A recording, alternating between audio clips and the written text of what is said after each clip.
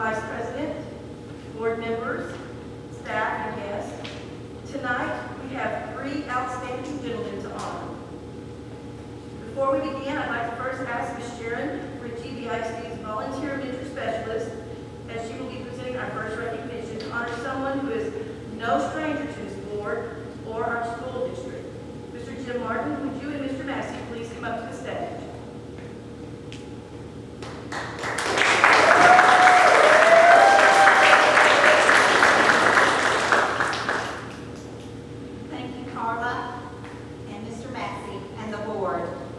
I'm grateful to be a part of recognizing James Jim Martin. He is truly the embodiment of a servant leader, with his leadership crossing many avenues within our community. With this in mind, this past summer, BISD nominated Jim for the State Board of Education 2020 Hero for Children Award. And we are excited to announce that our Jim Martin won that honor, that very prestigious recognition. Jim Martin was honored this past month by the State Board of Education as the District 7 Hero for Children, and joining us this evening to present the award to Dr. Matt Robinson, our SBOE District 7 representative. Dr. Robinson, would you please join Mr. Massey and Mr. Martin on the stage?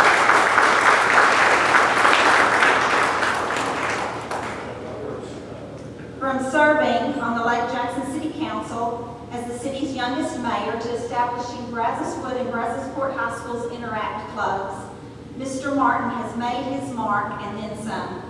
Jim and his wife Shelley are graduates of BISD schools, as are their two daughters, one a BISD teacher, and their grandson Carter, a student in one of our BISD elementary schools. When our schools are in need, Jim Martin never says no, and he never accepts no for an answer from others. Mr. Martin took the lead to volunteer on several critical district committees at a time when significant challenges were facing BISD. Jim Martin was not only a willing face on our visioning committees, but stepped up as an appointed leader to set the standard for what we call the dream team. Because everyone around our area knows that if you ask Jim Martin to do something, it will get done and get done really well. Good things have grown from his effective leadership. Since 2014, Jim has chaired two long-range facility bond planning committees in 2014 and 2019. Both committees work to learn about school finances, taxes, feeder patterns, and capital needs, and toured our facilities. And one of Jim's themes continues to be all in for BISD, and that meant for him 100%.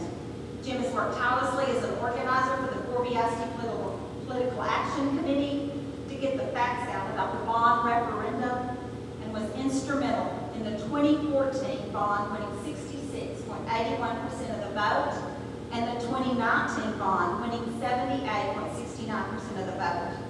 Hand in hand with the Facility Bond Planning Committee, Martin has served also on the Citizens Bond Oversight Committee since 2012. The committee was formed to ensure that integrity of the bond spending for the goal of creating and maintaining trust and transparency. Last but certainly not least, Jim stepped up to serve as the president of the newly restructured BISD Education Foundation. He and his wife Shelley have served as co-chairs for the foundation's major fundraising event, the Throwback Prom, and they helped raise a remarkable $441,656 over the last 4 years. Mr. Martin has been instrumental in the foundation to create $1 million endowment fund that will impact BISD students and staff for generations. Jim Martin's support for BISD and public education is unmatched in our community. His passion for public education, and especially for the children of our district, inspires us all to become more involved, to see the bigger picture, to look towards the future, and to be better than we knew we could. Thank you, Mr. Jim Martin, for all you've done and continue to do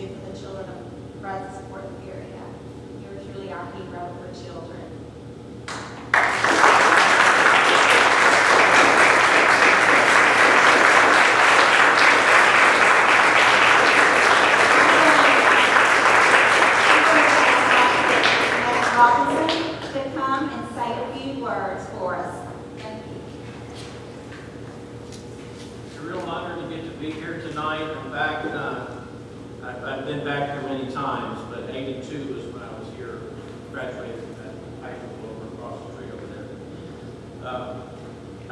This is a really important honor. I know all y'all know Jim Martin real well, but it is people like him that reflect how the community, in most places, just about every place in Texas, the community and the public schools are one and the same. And you see this type of link. And you have the public school board meetings that everybody can come to and participate in and watch. All the school board members are elected. So this is where the rubber meets the road, really, in terms of public schools in Texas and how good they are. It's from people like Jim Martin. Thanks again for everything.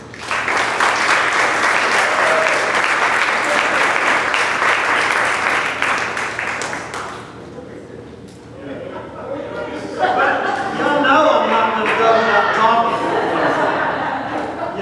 Just say yes. Yeah. Well, I want to thank my team, which is 4 generations of BISD graduates and students. And they're the reason why I love BISD. I need to correct something that I got wrong in the paper yesterday. My in-laws are here, and they were the first of the BISD graduates, but it was actually 54 and 58. My mother-in-law did not graduate at 13. And that's on me, for not knowing that better. But Shelley and I were class of 75 and 77. My 2 daughters were 98 and 2007. And Carter is at first grade now.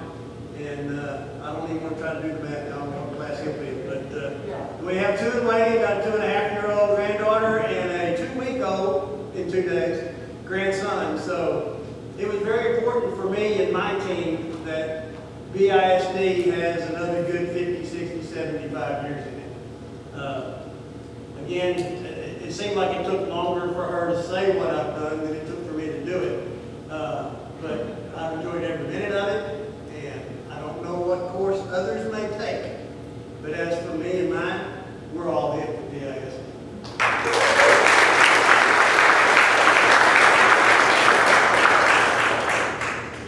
Thank you, Jim. Not so fast, Dr. Robinson.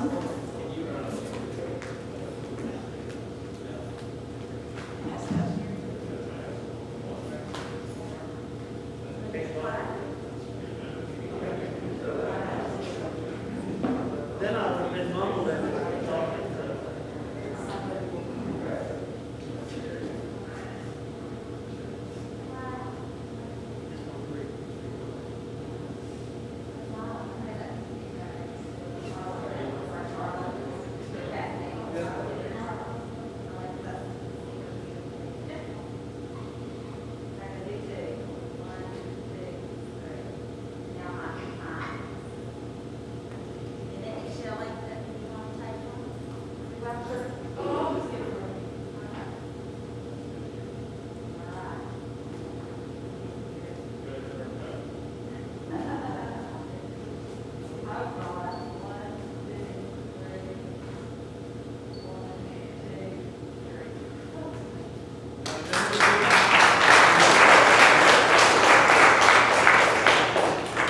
Thank you, Jim.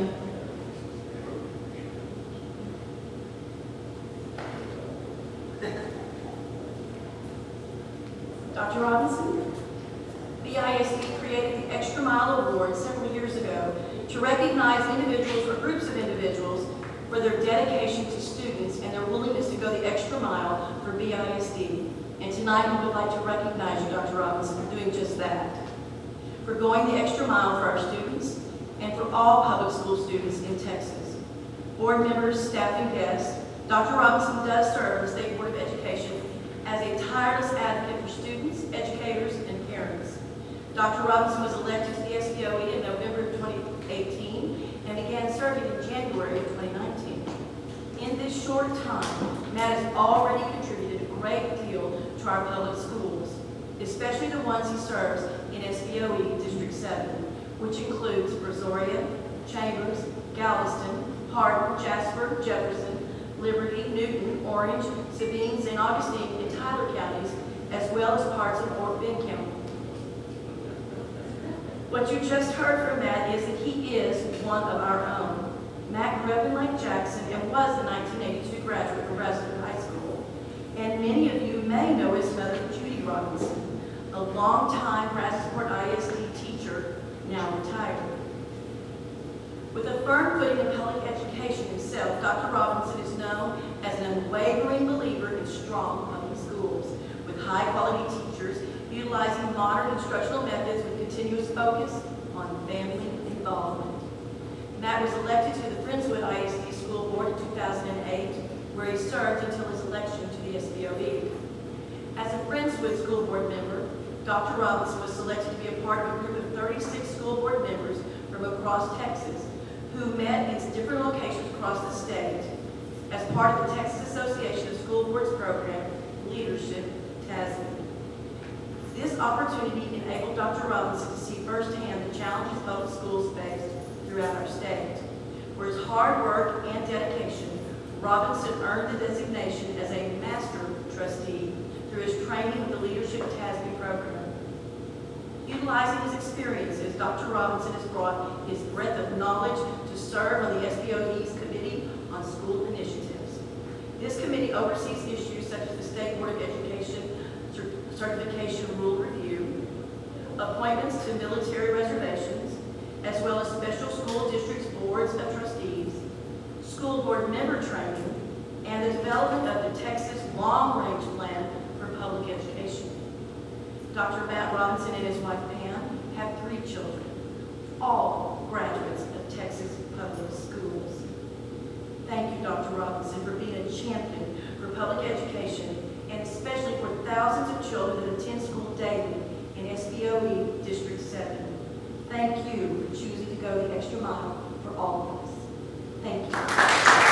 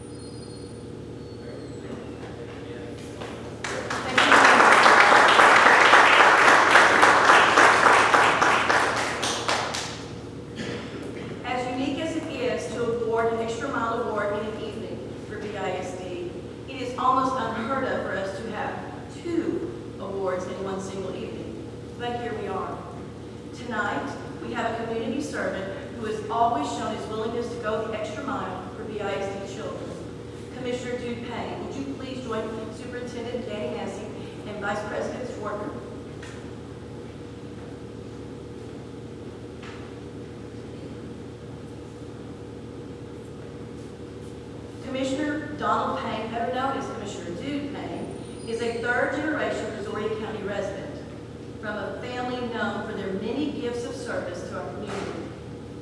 Dude is a product of the BISD schools, as is most of his entire family, and he is a proud 1974 graduate of Brazos High School. He and his wife Deborah have 4 children, 5 grandsons, 5 granddaughters, 1 great-grandson, and 1 great-granddaughter. Commissioner Payne began his term as Precinct 1 Commissioner in 2001, and he has served the residents of Precinct 1 as well as being a tremendous partner with Brazosport ISD for the past 19 years. As County Commissioner, Dude who has always been willing to help our schools, our students, and our teachers. Commissioner Payne has served on BISD committees, supported our backpack program that feeds BISD students over weekends and holidays. He has been a member of BISD's community leadership team, supported the Natalie Woolsey Toy Drive that provides books for BISD elementary students, and he has been an unwavering advocate of our BISD Education Foundation since its inception almost 20 years ago, and he continues to be an avid supporter of the foundation today. Recently, with the building of our new schools from the 2014 bond and the new facilities we are building in the 2019 bond, Commissioner Payne has provided invaluable support for several facility projects. When we needed new tracks at Lanier Middle School, Madrid Elementary, Stephen F. Austin Elementary, Gladys Polk Elementary, and at our old Brandon and Roberts campuses, Commissioner Payne sent his crews to handle the labor of those projects. He had his team complete the parking lots and road at Brazosport High School's baseball and softball fields. And they built an additional drive at the Old West Brandon Elementary School to relieve the traffic overflow. Precinct 1 workers also handled the road work on the service drive behind Brazosport High School. Commissioner Payne works tirelessly for all Precinct 1, and Brazosport ISD is grateful that Commissioner Payne chooses to go the extra mile for our schools, especially for our students. Thank you, Duke, for all that you've done and continue to do for Brazosport Independent School District. We are grateful.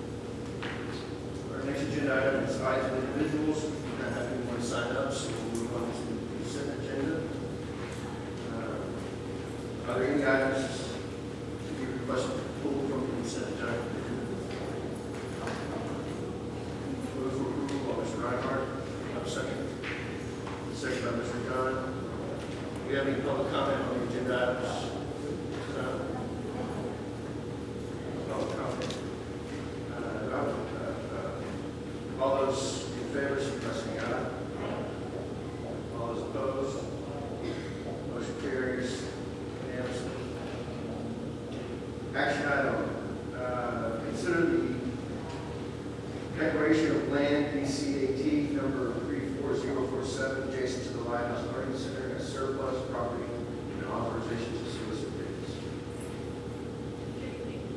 The following is in accordance with board policy CDD legal. As previously discussed in executive session, I present the action item for the Board of Trustees to consider declaring the land as identified by the Brazoria County Appraisal District as account number 534047 as surplus property and authorize administration to solicit bids from the public. In May of 2001, Brazosport ISD purchased just over 3 acres and a 17,000 square foot building that is currently the Lighthouse Learning Center. There is currently approximately 20 to 25,000 square feet in the parking lot that is no longer necessary for district operations. So at this time, administration recommends that the board declare the land, BCAP number 534047, as surplus property that is no longer necessary for district purposes, and recommends further that the board authorize administration to solicit bids for sale of the property in accordance with applicable law, with the recommended offer being brought back to the board for consideration. Be happy to answer any questions. Any questions? Any public questions? Do we have a motion?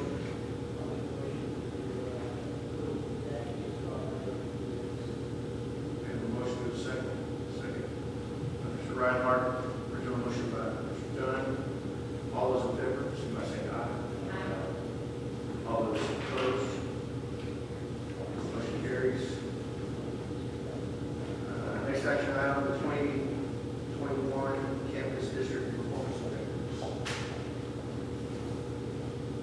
Good evening. In compliance with board policy BQ legal and in alignment with each district goal, it's my pleasure to present for approval the 2020-2021 district and campus performance objectives. Copies of the performance objectives are included as attachments to your board book. Each year, the district and each campus is required to create a plan for addressing identified needs. Needs are identified through a comprehensive needs assessment process that is conducted in the spring. Performance objectives identify the areas of focus for the coming year. Texas Education Code requires that performance objectives be approved by the Board of Trustees. District and campus performance objectives are written to align with the 5 district goals, the 3 recently approved House Bill 3 Board Student Outcome Goals, and include other statutorily required elements, including accelerated instruction and student safety initiatives. On July 20th, the Board of Trustees approved the 3 5-year student outcome goals that you see on this slide. These goals align with requirements under House Bill 3 that was passed by the 86th legislature and signed into law by the governor in 2019. Each elementary school included performance objectives in their campus improvement plans that aligned with the 2 early childhood goals, and the high schools included 1 each to align with the CCMR goal. It is the recommendation of the administration that the Board of Trustees approve the 2020-2021 district and campus performance objectives. At this time, I'd be happy to answer any clarifying questions you may have. Are there any questions? Philip?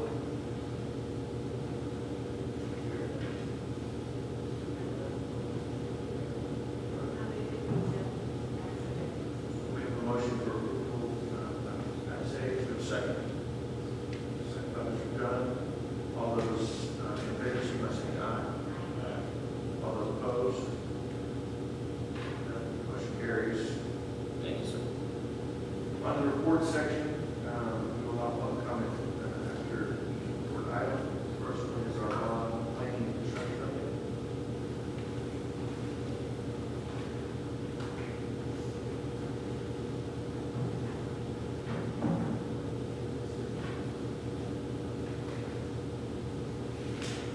You got moved up, all right? Here's your last guy. Good evening. In accordance with Board Policy CB Local, it is my pleasure to present the 2014-2019 Board Update.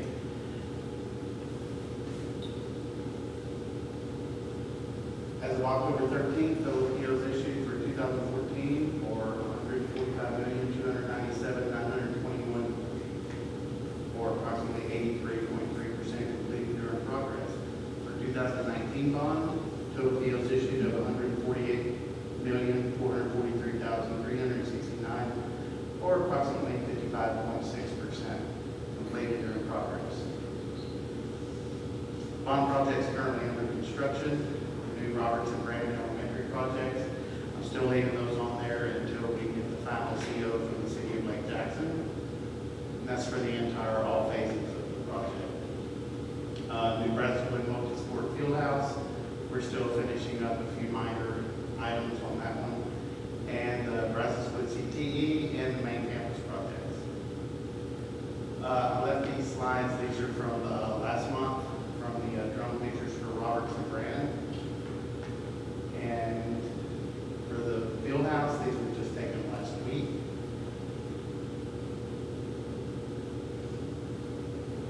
And then this is an exterior picture of the field house. And this is the graphics that are in the main entry. And these are some of the new graphics that were just installed. They're not completed on those. There's still some minor work to be done on those, but they look awesome. Brasswood CTE is moving along very well and on schedule. These are some, that's looking out from the roof of the main campus over to the main entry. There is the ground level main entry. And then this is looking into the main corridor. To the left is where the culinary and the bistro will be, and to the right is the robotics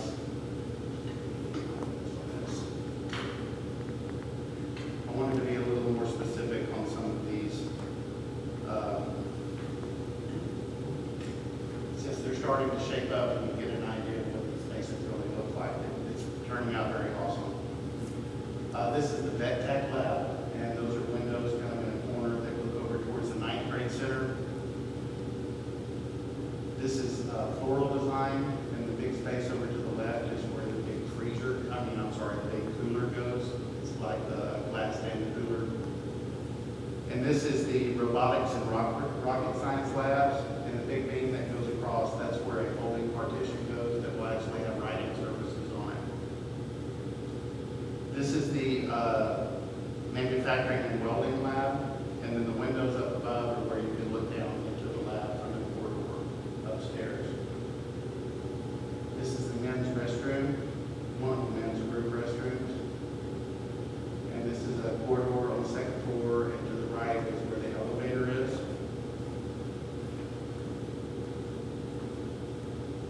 And this is from the second floor looking down into the robotics and rocket science lab. And then this is looking down into the main corridor towards the front entry from the top of the stairs.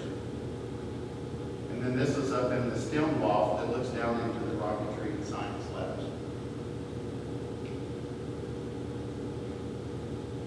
And then that's the second floor corridor that's got on the left side health science labs and the health science classrooms on the right hand side.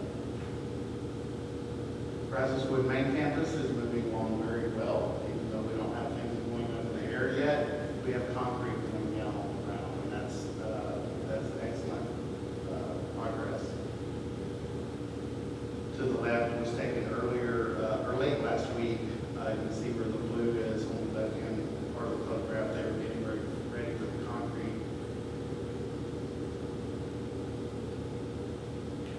And that's some of the plumbing work that's being done down towards the library area.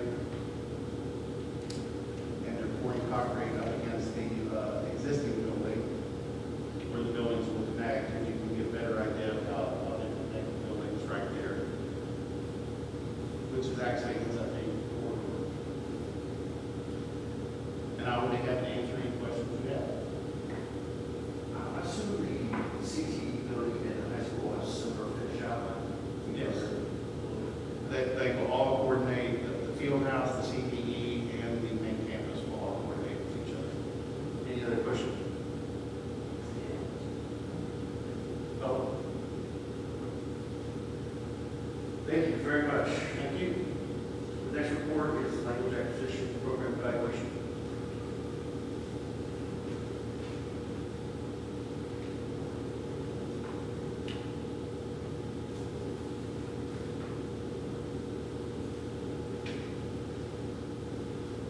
Hi, good evening. It is my pleasure to report the 2019-2020 program evaluation for the Language Acquisition Department. Welcome to our world of language acquisition. I'm Rita Kunda, the Director of Language Acquisition. In BISD, our department consists of 2 coordinators, John Thomas, and new to our team is Jennifer Gonzalez, as well as 4 site-based campus clerks. Together, we serve more than 20 different languages. From the majority speaking Spanish to Italian and Urdu to the second largest language being Vietnamese. For the 2019-2020 school year, Brazosport ISD had a decrease in the number of English learners. As noted in the chart, we saw a decrease in the English learners during the second semester and a more significant decrease as COVID-19 became more prevalent.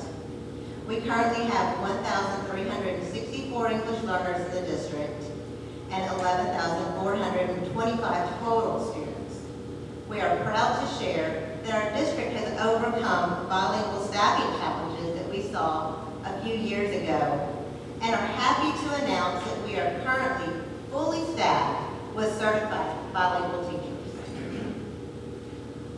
With the challenges of remote learning, data typically used for determining exits, such as CalPAS and STAR, that was waived The state offers 2 options for districts to use as reclassification or exit criteria. Because we were unable to complete TELPAS testing due to COVID-19, Brazosport ISD chose option 2 to determine exit criteria. For grades 2nd through 12, English learners had to score a fluent level of listening, speaking, reading, and writing on the language assessment scale or the LOS test. Additionally, we used a subjective teacher evaluation form that reviewed student grades and classroom performance together with the LOS to determine if English learners were ready to exit the program. With TELPAS and STAR being waived by the state, along with the robust language assessment scale criteria, we had less students exiting the bilingual program in 2019-2020, as noted here, of 71.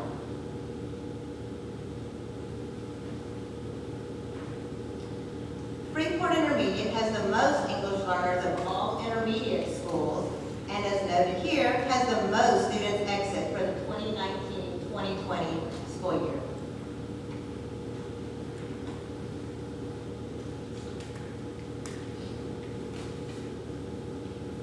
There are many factors that play into exiting. Historically, our elementary schools have less students exit because in Brazosport ISD we offer the transitional late exit bilingual model. The focus of the transitional late exit model is to transfer a student to English-only instruction not earlier than 2 or later than 5 years after the student enrolls in school.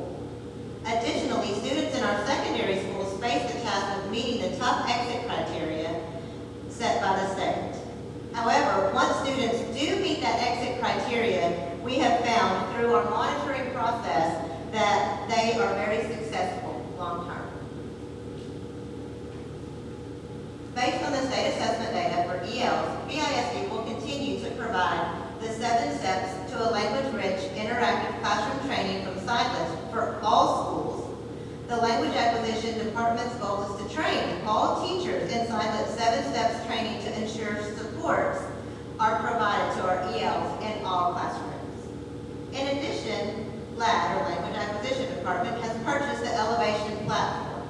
The platform provides examples, videos, printable activities that align with best practices for language learners, and this can be assessed by all teachers in BISD.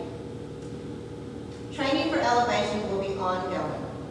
This next one is something I'm really excited about. Our ESL test prep courses and reimbursement of ESL teacher certifications will continue to ensure that our students are supported.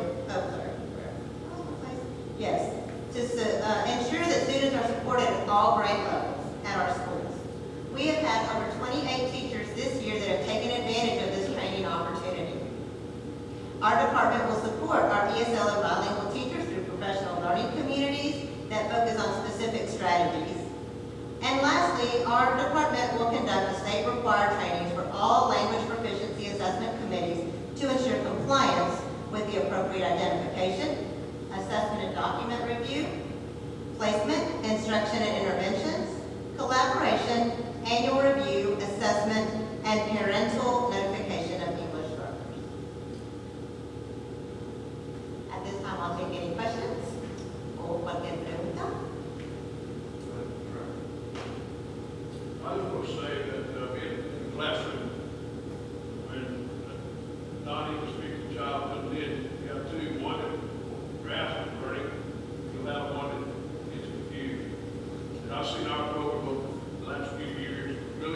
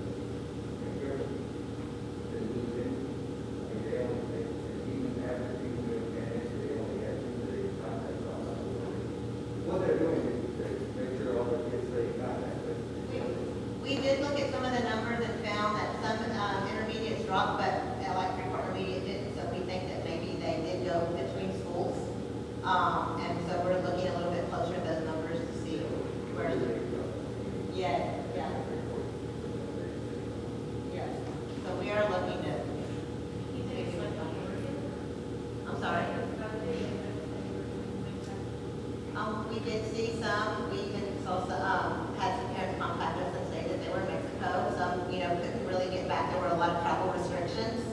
So, and we did have some parents contact us about that.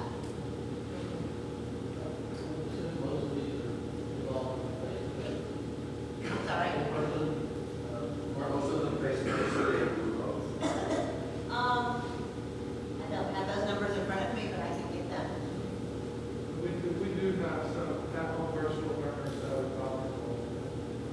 We had, the numbers, I guess, weren't high enough that we needed, one bilingual teacher per campus.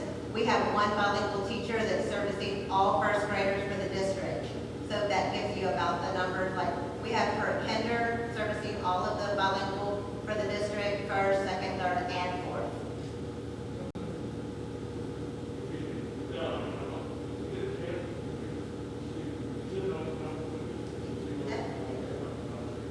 How many of our bilinguals are virtual? Sure, absolutely. I know I saw one video, but started working them on there, so. We do.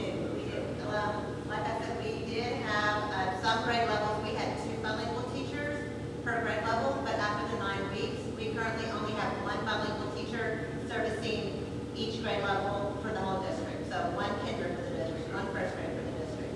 We were able to reduce those numbers and get some of those kids back face to face. But we do have those numbers and I can share them with you. Anybody else? Any other questions? So, All right, thank you so much. The next report is the curriculum management recommendation. Mr. Cole. Good evening. In accordance with Board Policy EH Local, it is my pleasure to present an update on the curriculum management audit recommendations. Tonight, we have a quick refresher on what a curriculum management audit is designed to do, why we chose to conduct one last year. We will briefly also review the recommendations of the audit team, along with high-level highlights and timelines. In the fall of 2019, Brazosport ISD contracted with TASA, the Texas Association of School Administrators, and the Curriculum Management Solutions to provide the district with a curriculum management audit. The final audit report was delivered to the district in March 2020, just as our world began its encounter with the novel coronavirus. The executive summary and full report has been previously shared in the regular report update.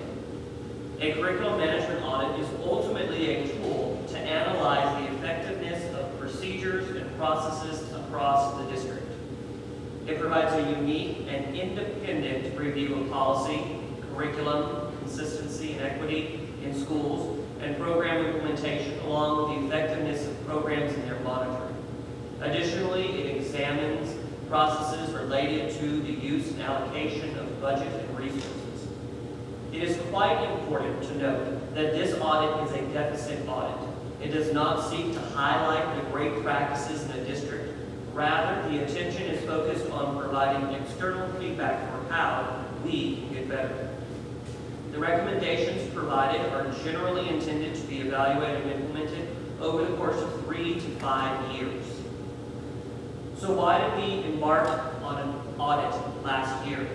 We had seen great academic gains in our district recently. The campuses in our district, as you know, earned over 30 distinctions, and our district accountability rating increased 14 points from a 74 in 2018 to an 88 in 2019, outperforming neighboring districts and putting us on par with leaders in the Houston area. What a great time to get valuable external feedback on how we can improve our practices to improve outcomes for our students. The recommendations shared with us will aid in strategic planning for the future. After visiting with Brazosport ISD, conducting interviews with dozens in our district and surveys from hundreds of teachers, parents, and students, after walking campuses with principals, reviewing hundreds of internal documents and thousands of student work samples, the audit team from TASA and the Curriculum Management Solutions carefully crafted 7 recommendations for our school district. I will review those recommendations with you along with key highlights and anticipated timelines this evening. The first recommendation centers around curriculum and instruction and states the following. Revise the existing curriculum management plan with special emphasis on stages of curriculum development, deep alignment of curriculum objectives, differentiation, and explicit expectations for instructional delivery and monitoring that delivery. Revise and develop the curriculum documents to meet all areas of the CMIM expectations and support complexity of learning by refining student objectives and increasing specificity in documents regarding context and cognitive demand. Amend the classroom observation process to include cognitive complexity, the context of student learning activity, and the instructional technology used to deliver the curriculum.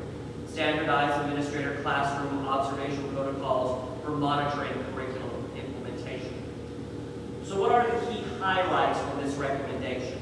First, this recommendation is divided into two areas, the written curriculum and the delivery of that curriculum.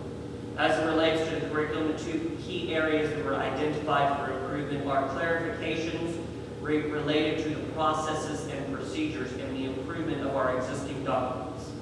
As it relates to the delivery of that curriculum, the areas for improvement were tied to more clearly defined expectations, including rigor, and ensuring comprehensive support is provided. During year one, we intend to update and implement board policies and internal processes, establish planning and timeline for improvement of curriculum documents while continuing to improve our existing curriculum documents. We plan to collaborate across instructional departments to establish set classroom expectations, while the following years are essentially centered around the following through with those items accomplished in the first year, which include continuing to implement the plan and timeline for improvement of curriculum documents while providing ongoing support for the implementation of that curriculum. Recommendation 2 is focused on planning and reads, modify the district and campus improvement plans to include a feasible number of actions that are clear and measurable and that provide actionable feedback for future planning. Establish targeted professional development strategies in the technology department annual plan. Revise facility planning processes to fully comply with audit expectations. This recommendation's key highlights are divided into 3 areas. Mainly, streamlining and focusing the district and campus improvement plans, including professional development support in the technology plan, and adding philosophical statements in the facilities plan. During year one, we plan to accomplish the following. Updating and implementing board policies and internal processes for improvement planning. Provide training and launch a revised improvement planning process in the spring of 2021. Add strategies for professional development support in the technology plan, and add philosophical statements in the facilities plan. Once again, the following years focus on implementation and monitoring thereof. Recommendation 3 relates to assessment and evaluation and reads as follows. Revise the comprehensive district student assessment and program evaluation plan that provides for systemic collection, data analysis, dissemination, and the application of reliable student achievement and program evaluation results to improve student performance. Establish a formalized process for design and implementation of interventions, utilizing feedback for initiation, modification, continuation, or termination of programs and instructional practices. Recommendation 3 is focused on revising the program evaluation plan and ensuring that accurate and reliable data is available to evaluate district programs and practices. The program evaluation plan will be revised during the first year and supported by updated board policies and internal processes that will support the implementation on the plan beginning with year 2.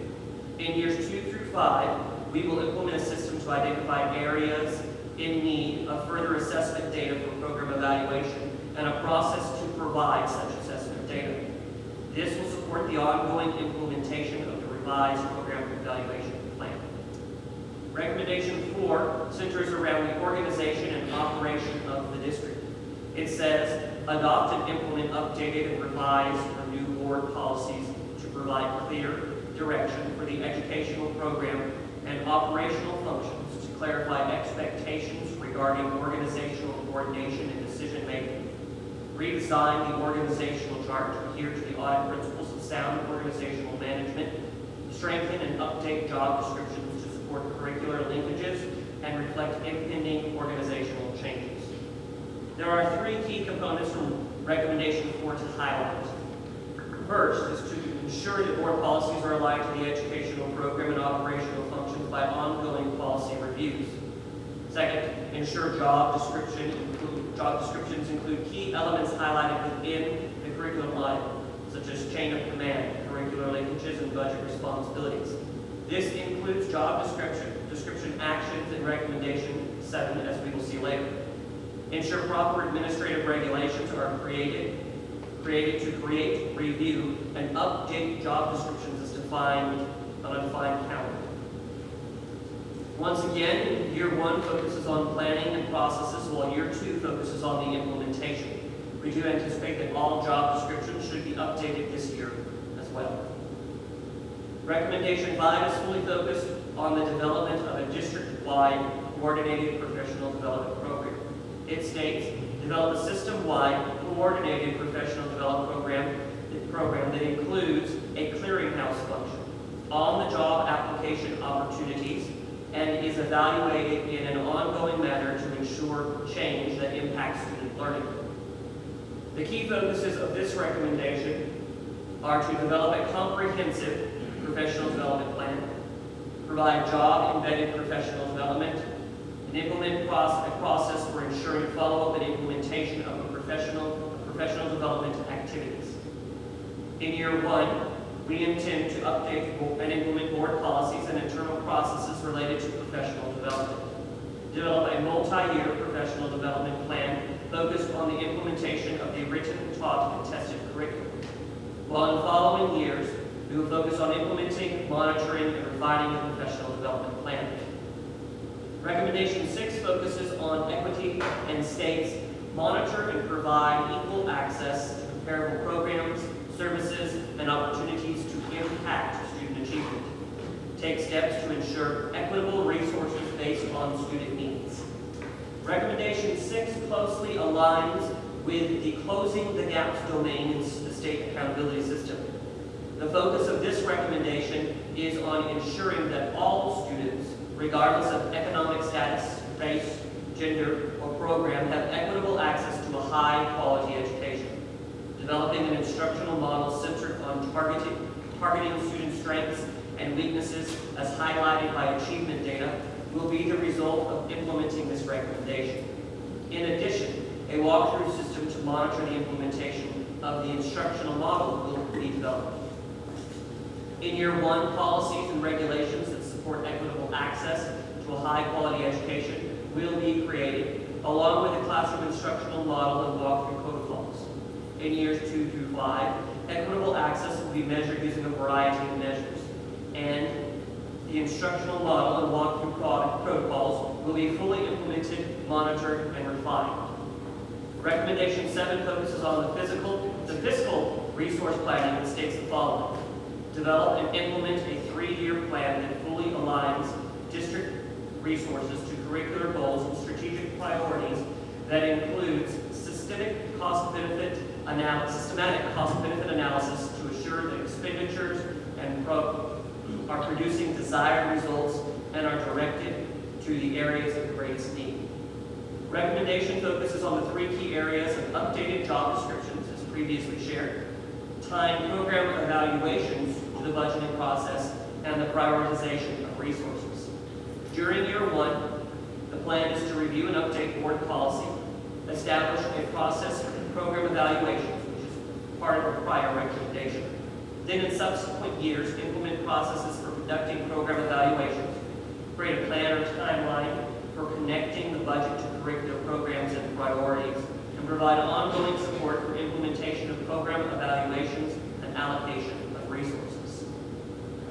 As we strive to continually evaluate and implement these recommendations over the next several years, we have created an internal website for cabinet members to track the progress on the implementation of audit recommendations as we evaluate strategy for implementation.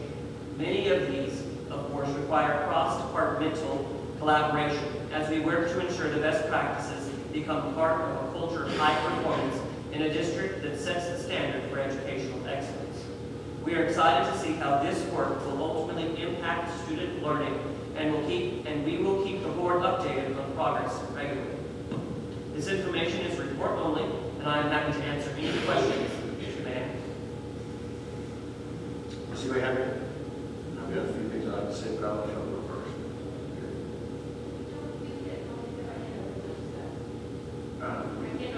We got one previously. I don't know if it's in this packet now, but we got one previously.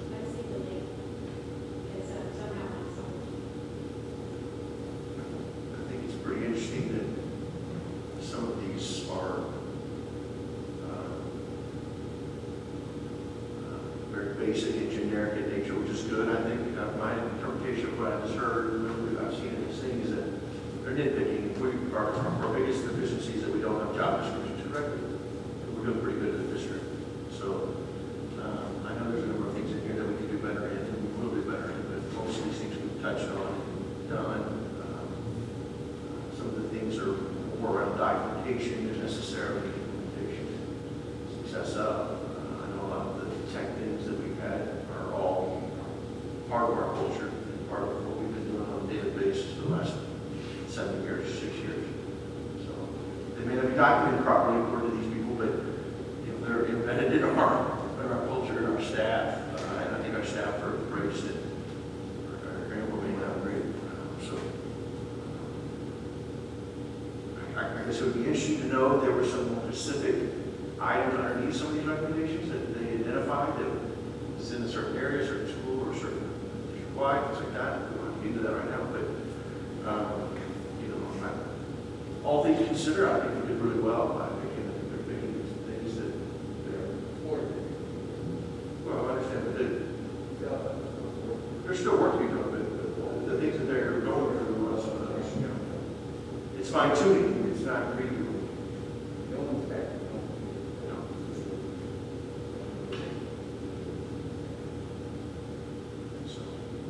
Okay. Anything else? Any questions? Any other questions? If not, we will move to. No, I just want to review, I have some more, just all that information. Yeah. It's small, I want to look at it closer. So, she isn't, I was having issues. Other questions? Mr. Cole? Any board committee reports? Yeah, I attended the virtual student management advisory council, and they're following along with their ES and their plans, et cetera. But the most interesting part was to listen to. They always start off with good things that happened today or happened to them or whatever, and a couple of them, were happy that they were going to go back to face-to-face instruction this month. They talked about how much effort has been made by the kids, they're applying, they're working at it. So it was just this is a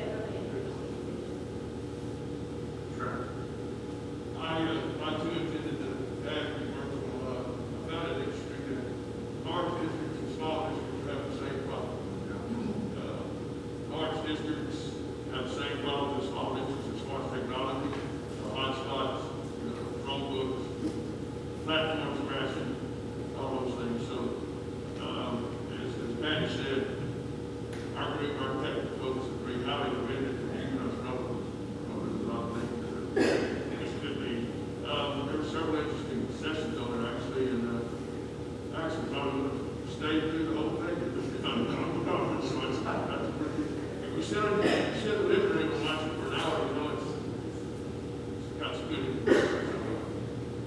You'll give some plus, and I'm glad we got that opportunity. Yeah. Good. Sure. Yeah, I saw you do that on the door. I don't know what it is, but I got an email that said you want a door prize. There you go. No, that's just a bigger thing. This is a door. I got a free pass. Every morning, send it to me over lifetime. No, I'm kidding. On the Alamo next year. No, to your point too about technology, I have not heard any real issues from that standpoint. So that's been great for district-wide. I'm sure there's been hiccups, but it hasn't been a big issue either. I do want to commend, Danny mentioned it the other day, but our administrators and staff are doing a phenomenal job keeping parents and students and contact tracing and all that, doing a great job of communicating. I get more comments from people about the communication that our staff is sending out, our schools are sending out on a daily basis than anything. So thank God that numbers are low. Thank God we're getting some sense of normalcy with some of these football, sporting events and things like that. So thank them for what they're doing for keeping all of us informed and safe as well. I will say, I had a parent stop by my house last week and visiting. Actually, it's a grandparent. And she, I guess, is going to write us a letter. She's going to write us a letter. Basically, she said she is homeschooling or doing virtual with one of her like 5 or 6 grandchildren. And she said, Patty, and she was doing all of them, you know, before they all went back. She said the teachers know what they're doing. They are trained. They are on top of it.